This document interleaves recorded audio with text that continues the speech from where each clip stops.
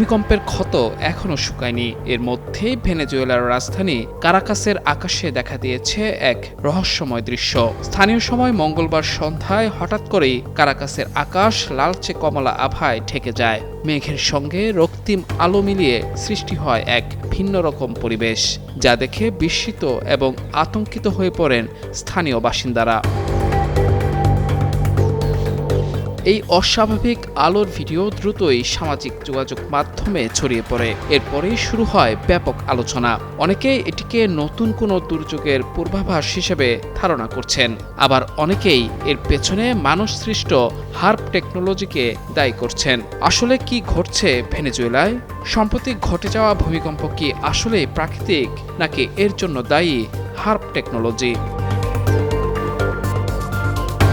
বিষয়টি জানতে ঘটনার আরেকটু গভীরে যেতে হবে।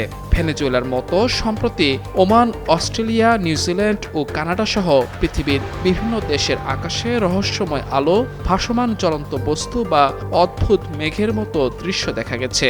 বিজ্ঞানীদের দাবি, এগুলো কোনো ইউএফও বা অলৌকিক ঘটনা নয়, বরং রকেটের জ্বালানি নিঃসরণ, স্টারলিংক স্যাটেলাইটের সারি কিংবা উল্কাপিণ্ডের জ্বলনের কারণে আকাশে এমন সাময়িক আলোর বিভ্রম তৈরি হয়েছে। তবে বিজ্ঞানীদের কেউই হার্প টেকনোলজির কথা মুখে আনেননি। প্রশ্ন হলো, হার্প টেকনোলজি আসলে কি? এটি কিভাবেই বা কাজ করে? এর মাধ্যমে কি আসলেই ভয়াবহ ভূমিকম্প ঘটানো সম্ভব? কাদের হাতে রয়েছে এমন ভয়াবহ মারণাস্ত্র? হার্প বা উচ্চ ফ্রিকোয়েন্সি সক্রিয় অরোরাল রিসার্চ প্রোগ্রাম হলো মূলত আয়নোস্ফিয়ার গবেষণার জন্য তৈরি একটি বৈজ্ঞানিক স্থাপনা। এটি রেডিও তরঙ্গের মাধ্যমে পৃথিবীর আয়নোস্ফিয়ারকে উত্তপ্ত করে মহাকাশ এবং রেডিও যোগাযোগ ব্যবস্থা উন্নত করার জন্য ব্যবহৃত হয়। যুক্তরাষ্ট্রের আলাস্কা অঙ্গরাজ্যের গাকোনা এলাকায় অবস্থিত বৈজ্ঞানিক গবেষণা কেন্দ্রটি থেকে বিজ্ঞানীরা এই প্রক্রিয়ার মাধ্যমে সূর্যের আলো ও সৌরঝড় কিভাবে আয়নোস্ফিয়ারের উপর প্রভাব ফেলে তা পর্যবেক্ষণ করেন বলে দাবি করেন। এছাড়া এর সাহায্যে মিলিটারি কমিউনিকেশন, নেভিগেশন এবং ভূগর্ভস্থ বস্তুর উপস্থিতি শনাক্ত করার প্রযুক্তি নিয়েও গবেষণা করা হয়।